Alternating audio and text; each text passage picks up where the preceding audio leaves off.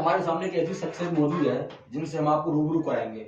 जो CA NRC वगैरह का जो आंदोलन है तो आज इन्होंने उठाया था। अच्छा महाराज जी, मैं आपसे पूछना चाहूंगा, आप गरीबों की मदद करते हो, ठीक है, गरीबों की मदद करते हो और देखा है मैंने कई बार आपको एक समाज सेवी के तौर पे अच्छी तरह से आप एक निखार की आप उतर के आते हो। तो कई बार मैंने कई आपकी वीडियो देखी है जो मिलियन में भी गई हैं, लाखों में भी जाती हैं आपकी वीडियो। तो कारण क्या है कि आपकी जो वीडियो वगैरह मिलियन में क्यों जाती है? मैं शम जुमराज, पहले तो सभी देशवासियों के लिए जय हिंद जय भारत, और खासकर जो कि इंडिया जो कि आप टीवी चैनल के लिए, इंडिया डायरेक्ट न्यूज के लिए मैं बार बार धन्यवाद दूंगा और आपके लिए भी धन्यवाद दूंगा। आपने मुझसे ऐसा प्रश्न किया भाई, ये तो मैं नहीं कह सकता कि कितनी क्यों जाती है, पर जितना जरूर है कि मैं जो भी बोलता हूँ निष्पक्ष बोलता हूँ। और देश के अंतर्गत में जो भी मुद्दे उठाए मैंने, तो वो मुद्दे एकदम से निष्पक्ष होकर उठाए, चाहे हिंदू हो, चाहे मुसलमान हो, चाहे कोई भी हो। जैसे कि मुसलमानों को उठाया तो लोगों ने जो कि बहुत नाराज हुए। कभी मैंने राम जन्मभूमि का उठाया तो हो सकता है मुस्लिम नाराज हुए होंगे। आज किसानों का उठा रहा हूँ तो सरकार नाराज हो रही है। किसानों का मुद्दा भी हमने ही शुरुआत की और इसमें ज्ञापन भी हम 1 दिसंबर को सबसे पहले हम ही लेके आए प्रधानमंत्री कार्यालय पे, और जो कि राष्ट्रपति भवन के अंतर्गत में। तो ये क्यों इतने लोग देखते हैं, पसंद करते हैं? ये तो इसलिए करते हैं भाई, मैं निष्पक्ष हूँ, मैं हिंदू मुस्लिम सिख ईसाई सब। आप बहुत अच्छे कथाकार हैं, अच्छे प्रवक्ता हैं और आपकी अच्छी फिल्म फोड़ने में अच्छी। तो आप राजनीति में क्यों आना चाहते हैं, कारण क्या है? मैं राजनीति में नहीं आना चाहता हूँ, पर तो इसलिए मैं जो कि आगे बढ़ रहा हूँ कि देश को संभाल नहीं पा रहा है मुझे। जैसे कि आज जनता को ये नहीं दिखाई पड़ता है कि मोदी के अलावा कोई दूसरा प्रधानमंत्री नहीं है, ऐसा लगता है लोगों को। वो कहते हैं वो विकल्प नहीं है मोदी के अलावा, और मैं ये कहता हूं मोदी विकल्प नहीं है। मोदी एक इस प्रकार का व्यक्ति है, देश का दुर्भाग्य है सबसे बड़ा कि जो मोदी जैसा प्रधानमंत्री मिला। मोदी के बारे में आप आलोचना कर रहे हैं, आप ये करें मोदी को कोई दुर्भाग्य नहीं, तो आप इस चीज को दुर्भाग्य नहीं, आप इस तरह से आप टिप्पणी कर रहे हो। टिप्पणी क्या है? आप ये देखिए, मोदी का एक काम आप गिनाइए कि कोई अच्छा काम किया हो। अब किसानों को भी इस प्रकार से करना शुरू कर दिया। मुझे बताओ, मैं कह रहा हूँ ये विधेयक पास करने की, मुझे बताइए ना, ये विधेयक पास करने की क्या जरूरत? क्यों क्यों बताओ आप बताइए। विधेयक मोदी ने पास किया नहीं, जितने सांसद है जब सब लोगों ने मिलकर, तभी तो आप ये मोदी ने पहल की है ना। मोदी प्रधानमंत्री है ना, मोदी जी प्रधानमंत्री है। माननीय मोदी जी ने इस विधेयक को पास कराने का वो किया। मैं ये कहना चाहता हूँ, जब किसान फसल करता है तो उसका जो कि अधिकार, उसके जो कि रेट तय करने का मूल्यांकन अधिकार जो कि किसान का है। किसान से पूछ तो लेते हैं। अब फांसी देने वालों को पहले पूछा जाता है और उन्होंने अपना जो कि विधेयक थोप दिया। क्यों थोप दिया? मैं ये कहना चाहता हूँ, मेरा प्रश्न ये है सबसे बड़ा। कोई भी अच्छा सीए एनआरसी के विषय में मुसलमानों को टारगेट किया, वो कहते थे सबको टारगेट कर रहे सबका, पर मैं ये कहता हूं कि वहां पर उन्होंने केवल मुसलमानों को टारगेट किया। उनसे पूछा ना, या कोई भी कानून बनाने पर किसी पूछते हैं? जी जी, हिंदू हो या मुस्लिम हो या क्रिश्चियन हो, किसान तो किसान ही होता है, उसका धर्म से कोई मतलब नहीं, किसान तो किसान ही होता है। तो आप हर बात को ना हिंदू मुस्लिम में क्यों ले जाते हो? मैं कहता हूं तो इनको क्या जरूरत थी? जो सिख आए हुए हैं, जो बुराड़ी के अंतर्गत बैठे हुए हैं, उनको जो कि ये कहते हैं वो खालिस्तान की मांग कर रहे हैं, वो खालिस्तानी है। अरे इन्हीं के कुछ लोग में जाते हैं, खालिस्तान की जय जयकार करा देते हैं और उनको जो कि सरदारों को बैठक दे करके वो इनको बदनाम करते हैं। इसी प्रकार से हर बार ये कुछ ना कुछ गड़बड़ क्यों करते हैं? मैं ये कहना चाहता हूं कि आज जो किसानों का विधेयक का जो मामला था, इसकी जरूरत थी क्या? रोजगार की आवश्यकता थी, नौकरियों की जरूरत थी, डीजीपी को सुधारने की जरूरत थी। किसान को देना चाहिए था तो डीजल फ्री में दीजिए ना। आप किसान को देना है, मैं कह रहा हूं बिजली फ्री में दीजिए। किसान को देना है तो कम से कम जो ज्यादा नहीं है तो उनको खाद फ्री में दीजिए। ये तीन चीजों का कोई मसला नहीं है। महाराज आप कह रहे हो कि जितने लोग बेरोजगार हैं तो उनके रोजगार की चल तो रही बात। अभी कल योगी जी वहां गए थे, मुंबई गए थे, वहां एक ड्रीम प्रोजेक्ट लाने वाले हैं जो कि आज तक कोई काम नहीं कर पाया। और योगी जी ना नोएडा को फिल्म सिटी के तौर पे अच्छी निखारना चाहते हैं। तो आप इस बात को कैसे कर सकते हैं?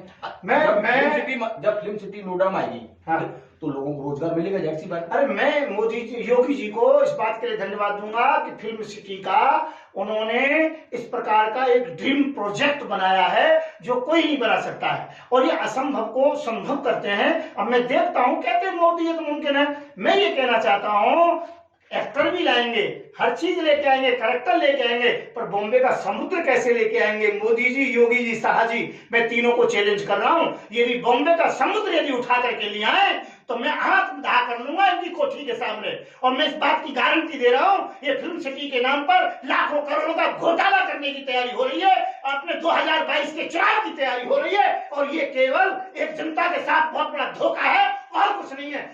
समुद्र को नहीं आ सकते, मैं कह रहा हूँ समुद्र आ सकते हैं क्या? मैं आपसे पत्रकार, मैं आपसे पूछ रहा हूँ, मैं प्रश्न करता हूँ योगी जी से, क्या समुद्र आ सकते हैं? फिल्म सिटी का समुद्र से क्या मतलब? समुद्र की वजह से बॉम्बे के अंतर्गत में फिल्म सिटी है, ध्यान रखना। ये जो कि वहां पर आवश्यकता पड़ती है समुद्र की, जो कि हर फिल्म के अंतर्गत में दिखाया जाता है। मैं ये कहना चाहता हूँ फिल्म सिटी वहीं रहेगी। ये वहां बाल ठाकरे के लड़के उद्धव ठाकरे को चैलेंज देना चाहते हैं, वहां पर ये बताना चाहते हैं कि अंडरवर्ल्ड के जो कि अधीनस्थ होकर के वहां की फिल्म सिटी चल रही है, ये बताना चाहते हैं हम उनको सुरक्षा देंगे। और मैं ये कहना चाहता हूं कि योगी जी आप किसको सुरक्षा देंगे?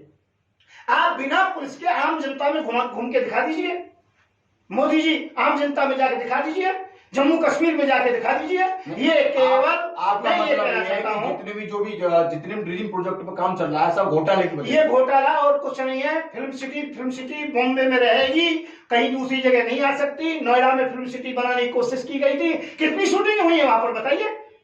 अभी तो कमी है क्या वहां पर? नोएडा के अंतर्गत अभी तो प्रोजेक्ट आया है। मैं क्या करूं, पहली फिल्म सिटी जो बनी नोएडा के अंतर्गत बनी, जो आज भी वहां पर है, पर बताइए वहां पर कोई शूटिंग हुई? नहीं हुई। मैं इस विषय में विवादित नहीं करना चाहता हूं। मैं ये कहता हूं अरे तुम्हें घोटाला करना है तो वैसे ही कर लो, क्यों फिल्म सिटी को जो बदनाम कर रहे हो? फिल्मी एक्टर किसी जाति और धर्म के नहीं होते हैं। और मैं ये कहना चाहता हूँ, ज्यादा कुछ नहीं कहूंगा। लोगों को मुद्दे से आप भटकाना क्यों चाहते हो? आप हर चीज को आप उसमें ले जाते हो, नेगेटिव में ले जाते हो। कोई आप पॉजिटिव क्यों नहीं करते हो? आप ये बताओ, जब मुंबई से या यूपी के लोगों को रोजगार मिलेगा तो ये तो यूपी के लिए खुशखबरी है। मतलब फिल्म सिटी से मिलेगा रोजगार, फैक्ट्रियां लगाने से नहीं मिलेगा है? अपना काम करना, कुछ करना चाहिए, वो करना चाहिए। फिल्म सिटी से कौन सा रोजगार? मैं कह रहा हूँ किस चीज का जो भी रोजगार मिलेगा फिल्म सिटी से बताइए? मिलेगा, उसका खर्चा होगा, केवल खर्चा। जमीन, किसानों की जमीनें जाएंगी, हजारों एकड़ जमीन जाएंगी किसानों की, जो कि केवल जो कि कौड़ियों के भाग में किसान रोएंगे।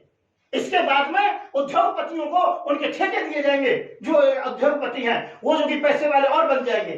फिल्मी एक्टरों को वहां से लाने का जो खर्चा होगा, यहाँ पर शूटिंग का खर्चा, फिर समुद्र की शूटिंग वही जाकर के। अभी तो कहते हो आप योगी जी जो है और क्या अमित शाह जी, मोदी जी एक गौ का मांस बेचते हैं, कभी कुछ कहते हैं। आप इन विवादित वीडियो की वजह से आप कई बार जेल भी जा चुके हो। क्या आप इस तरह के विवादित आप बोलते हो कि आपको डर नहीं लगता है? बार आप जेल जाते हो, क्या कहना चाहते हैं इसके बारे में? किस बात का डर है? किससे डरे हो?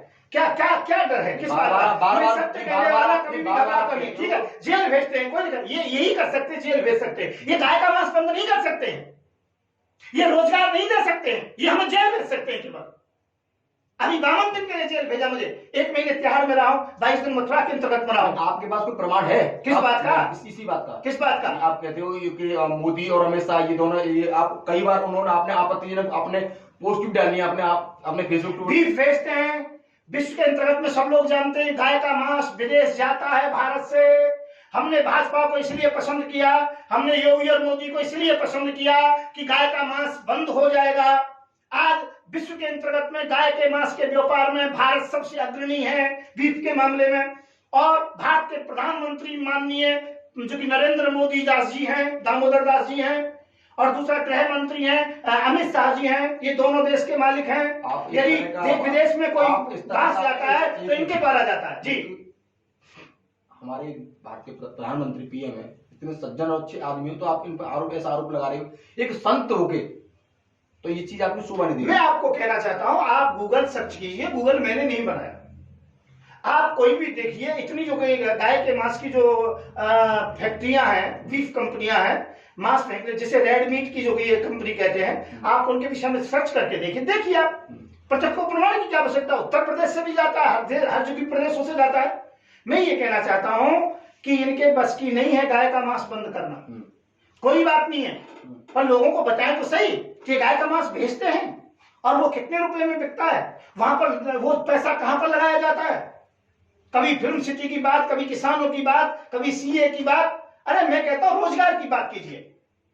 तो आपका मतलब है कि जो बीजेपी जो है एक गौ मांस बेचती है और हिंदू मुस्लिम की बात करती है, सिर्फ आप मतलब ये? देखिए, ये तो कहना नहीं है मुझे, मैं नहीं कह रहा हूं, आप जनता जानती है कि बीजेपी का मुद्दे कौन कौन से है। केवल एक ही मुद्दा है, जाति और धर्म के नाम से दरार डालना, वोट लेना, जब चुनाव आए तो पुलवामा कराना, चुनाव आए तो मंदिर खड़ा करा देना, चुनाव आए तो कोई ना कोई इस प्रकार का जो कि मामला ला देना। आज कोरोना के बहाने से लोगों को प्रताड़ित किया जा रहा है। अब मैं कल टीवी में सुना कि पुलिस कह रही है कोरोना चल रहा है। अरे बिहार में तो चुनाव हो रहा था, कोरोना नहीं चल रहा था। आज कोरोना चल रहा है, मंदिर में जाते हैं कोरोना चलता है, शराब के ठेके पर कोरोना नहीं चलता है। आपका मतलब कोरोना है नहीं है? मैं ये नहीं कह रहा हूं, मैं ये कह रहा हूं कोरोना के बहाने से लोगों को प्रताड़ित क्यों? जब कोरोना चल रहा है तो बिहार में चुनाव क्यों? मैं प्रश्न करना चाहता हूं। भाई चुनाव तो जब चुनाव की प्रक्रिया तो चुनाव तो समय से होंगे होंगे ये बात। क्यों होंगे? क्यों? नहीं होंगे। राष्ट्रपति ने आगे बढ़ा सकता है, 6-6 महीने करके 2-3 बार बढ़ा सकता है, उसमें परेशानी क्या है? और जब विषम परिस्थिति है तो नहीं होंगे चुनाव, राष्ट्रपति शासन होगा, राष्ट्रपति और किसमें होते हैं? बिहार का चुनाव होता है, कोरोना नहीं रहता। दिल्ली में किसान आके बैठता है 10 लाख तो कोरोना हो गया है। ये कहां की नीति है? मैं मोदी जी की उपहास नहीं कर रहा हूं, मोदी जी की आलोचना नहीं कर रहा हूं, मुझे कोई अधिकार नहीं है। परंतु मैं मोदी जी के विषय में ये कहना चाहता हूं। आप बता सकते हो कि जो मोदी जी ने कोई गलत काम किया हो या कोई ऐसा कि आप बार बार आप एक काम अच्छा बता दीजिए मोदी जी का। मैं एक काम अच्छा बता दीजिए, आप बुरे की बात छोड़ो। आप मोदी जी के भक्त हैं, आपका चैनल ही मोदी जी की वजह से चल रहा है, नहीं तो आपका चैनल बंद हो गया। मेरे चक्कर बहुत चैनल बंद हो गए। हिंदू लोगों के लिए सबसे बड़ी बात यह है कि राम मंदिर जो मंदिर रोटी खाने को देगा, मंदिर रोटी खाने को देगा। मुस्लिम सुनिए, ये मुद्दा ही नहीं है, ये संतों का 70 वाला मुद्दा, ये संतों का मुद्दा है। मंदिर बनवाना, ये जो कि मंदिर मस्जिद का मामला संत और मौलवी अपने आप कर लेते, इसमें मोदी जी की कोई आवश्यकता नहीं है। और मोदी जी करते तो पहले कर देते, ये तो कोर्ट ने किया है और संतों को करना चाहिए। मोदी जी तो इस मुद्दे को लूटना चाह रहे हैं और कुछ नहीं है इससे ज्यादा। और रहा 370 की बात, तो 370 की बात मैंने कभी आलोचना तो नहीं की। मैंने कहा 370 हट गई है तो मोदी जी और शाह जी बिना पुलिस के एक बार वहां पर घूम के दिखा दें। और यदि ये 2-4-5 दिन बिना पुलिस और बिना उसके जो कि वहां घूम लेते हैं तो समझो 370 हट गई है, इसमें कोई दिक्कत नहीं है। और यदि आदमी में प्रशासन के द्वारा या मेरे जैसे आदमी को पुलिस लेकर के सुरक्षा लेकर के कश्मीर में घूमना पड़े और बात तो समझो 370 नहीं हटी। 370 हटने का मतलब अमन चैन, और मुझे लगता है अभी अमन चैन नहीं है, वहां आतंकवादी हमले हो रहे हैं। अच्छा महाराज जी, आपको किसान आंदोलन चल रहा है और आपने एक वीडियो वगैरह भी डाली है सोशल मीडिया पे, आप आत्मदाह की बात करते हो, क्या आत्मदाह कब करेंगे, क्या है आपकी रणनीति? देखिए मेरा सीधा सा है, किसानों की बात सुनो। ये जो बिल पारित किया है किसान विरोधी, इसको वापिस लो। संशोधन नहीं चाहिए, पहले वापिस लो, उसके बाद में फिर संशोधन की बात चलेगी। और मैं ये कहना चाहता हूं, किसान भाई सभी शांति से आंदोलन को करो, मेन रोड पर मत बैठो, रास्ता जाम मत करो, नौकरी पर जाने वालों को परेशानी ना हो, दिल्ली में आने जाने वालों को परेशानी ना हो। वजह तो ये बैठना, वजह तो फिर ये है ना, फिर सरकार सुनती नहीं है जब तक रोड नहीं होंगे। सरकार सुनेगी। यदि विधायकों के घर पर बैठेंगे, सांसदों के घर पर बैठेंगे, मंत्रियों के घर पर बैठेंगे, मुख्यमंत्रियों के आवास का घेराव करेंगे तो सरकार जरूर सुनेगी। मैं बहुत जल्दी से जल्दी इस प्रकार की एक नीति चलाना चाह रहा हूं भारतीय जनता पार्टी की तरफ से। आपकी पार्टी की क्या रणनीति है? मेरी पार्टी की सीधी रणनीति है, किसान का साथ होना चाहिए, देश में सबका जो कि साथ और विकास, ये सब यही है, विकास के जो मुद्दे हैं। और किसानों के लिए बिजली फ्री होनी चाहिए, और दूसरा क्या है, किसानों के लिए आधे रेट में डीजल होना चाहिए, किसानों के लिए जो कि खाद्य फ्री होना चाहिए, किसानों को 60 साल की आयु से पहले किसी की मृत्यु हो जाए तो उस परिवार को, आश्रित परिवार को 20 लाख रुपए मिलने चाहिए। और जो ये 3 कानून बनाए हैं तो ये कानून वापस लिए जाए। आपको क्या लगता है कि ये सरकार कर पाएगी? करनी चाहिए, यदि नहीं है हिम्मत तो वो हटिए। क्या केजरीवाल ने दिल्ली के अंतर्गत सब फ्री नहीं किया? बिजली फ्री की है, पानी फ्री किया है, और माता बहनों के लिए बस में किराया फ्री किया है, स्कूलों को सुधारा है, स्वास्थ्य सेवा जो भी फ्री की है। महाराज केजरीवाल के आप समर्थक हो क्या? नहीं, समर्थक नहीं, मैं कह रहा हूं उसे शिक्षा लेनी चाहिए मोदी जी को। मोदी जी को शिक्षा लेनी चाहिए। ये हालत जब दिल्ली के अंतर्गत में आप दे सकते हो, जो सघन आबादी है, तो क्या पूरे देश में व्यवस्था नहीं हो सकती है? तो हम इसी आधार पर देश को पूरी सुरक्षा दें, जो दिल्ली को मिल रहा है वो हम पूरे देश को देंगे यदि हमारी भारतीय जनता पार्टी यदि सत्ता में आती है। आपका कहने का मतलब है कि जितनी भी राज्य है सभी को दिल्ली से सीख लेनी चाहिए। हाँ, बिल्कुल सीख लेनी चाहिए। और मैं ये कहना चाहता हूं, जब आज मुमकिन है दिल्ली के अंतर्गत में, तो पूरे देश के अंतर्गत में मुमकिन है। और मैं किसान भाइयों से कहना चाहूंगा कि रोड जाम ना करें। मैं अपने मुद्दे पर आता हूं। केवल जो कि सांसदों का घर, विधायकों का घर, बीजेपी के नेताओं का घर और मोदी और शाह के घर को मैं घेराव करूंगा। इनसे जाकर के मैं हाथ जोड़ करके इनसे प्रार्थना करूंगा। और मेरी बात 15 दिसंबर तक नहीं मानी गई और किसानों को मना करके दिल्ली से नहीं हटाया गया, प्यार से समझौता नहीं किया गया, तो मैं 15 दिसंबर के बाद 16-17 दिसंबर में संसद भवन के सामने आत्मदाह कर लूंगा। आप अगर आत्मदाह कर लेंगे तो सरकार को तो कोई फर्क पड़ेगा नहीं। क्यों नहीं पड़ेगा? सरकार आपको करीब 15-20 बार आपको जेल में भेज दिया, तो सरकार को तो कोई फर्क पड़ा नहीं। नहीं पड़ेगा, ऐसा नहीं पड़ा तो मेरे नाम पर कोई दर्ज नहीं करेंगे। यदि नहीं पड़ता फर्क तो मुझे इतने बार 34 बार जेल में क्यों भेजते हैं? फर्क पड़ता है तभी तो जेल भेजते हैं ये। और यदि फर्क नहीं पड़ता तो कह देते बकबक करते रहो। जैसे मुसलमानों के लिए मैंने अमित शाह से कहा कि इनको मना करके और यहाँ से रोड जो कि वो कराइए, खाली कराइए, तो उन्होंने कहा जैसे आए हैं, जैसे बैठे अपने आप ही बैठे अपने आप उठ जाएंगे। तो अब हिम्मत है किसानों के लिए कह के देखो ना कि अपने आप आए अपने आप उठ जाएंगे। मैं ये कहना चाहता हूँ असर पड़ता है। आपको जेल जाने से नहीं लगता? आपको बार आप तो जेल में भी जेल हमारे देश की तो है, इसमें दिक्कत क्या है? जेल में परेशानी क्या है? देश के लिए, धर्म के लिए। यदि महात्मा गांधी इस बात को सोचते हैं कि जेल जाने से दिक्कत होगी, यदि सरदार भगत सिंह सोचते, चंद्रशेखर आजाद सोचते, तो क्या हमारा देश आजाद हो पाता? इसी का प्रकार से आज देश गुलाम है इन लोगों के। अर्थशास्त्र जो कि बड़े बड़े जो कि उद्योगपतियों के गुलाम हो गया है देश। ये बंधक बनाई जा रही है हमारी जमीनें। हम फसल उगाते हैं, रेट वो तय करेंगे। ये कहाँ की बात है भाई? हमसे पूछ भी नहीं रहे हमारी फसल हो रही है। व्यापारी होते हैं जो कि पैठ के अंतर्गत में हम भैंस लेके जाते हैं, एक व्यापारी खरीदने वाला हो जाता है, एक बेचने वाला हो जाता है, आपस में बात करते हैं और आपस में लड़ते झगड़ते, हमारा सौदा जबरदस्ती हम देखते रह जाते हैं। इसी प्रकार से मोदी ने किया। एक पक्ष ने विधेयक का विरोध किया, एक ने जो कि पास कराया, आपस में उसे पारित कर दिया और किसानों को पूछा ही नहीं। जिनके लिए तुम कर रहे हो उनको पूछ भी नहीं रहे हो। तो मैं ये कहना चाहता हूं कौन सा विधेयक? हम इस विधेयक को नहीं मानते और मोदी जी जो करना चाहे करें। परंतु इतना जरूर कहना चाहता हूं कि मोदी जी का एक भी काम देश के अंतर्गत में अब तक लोगों को पसंद आने वाला नहीं है।